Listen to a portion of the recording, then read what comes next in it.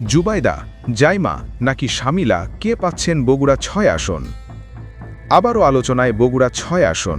সদ্য অনুষ্ঠিত জাতীয় নির্বাচনে ২ আসনে জয় হওয়ার পর প্রধানমন্ত্রী তারেক রহমান ঢাকার ১৭ আসন রেখে বগুড়া ৬ ছেড়ে দেওয়ায় এখানে উপনির্বাচন অনিবার্য হয়ে উঠেছে।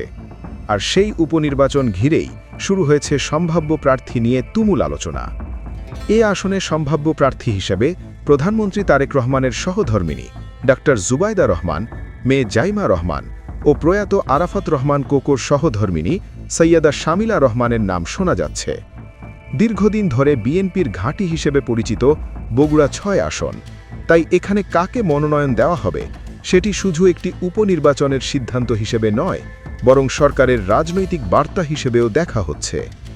এ আসনে প্রার্থী তালিকায় অন্যদের মধ্যে আলোচনায় রয়েছেন সাবেক সংসদ সদস্য হেলালুজ্জামান তালুকদার লালু, জেলা পর্যায়ের প্রভাবশালী নেতা সাবেক পৌর মেয়র অ্যাডভোকেট মাহবুবুর রহমান, জেলা বিএনপির সভাপতি রেজাউল করিম বাদশা ছাড়াও জিয়া পরিবারের সদস্যদের নাম।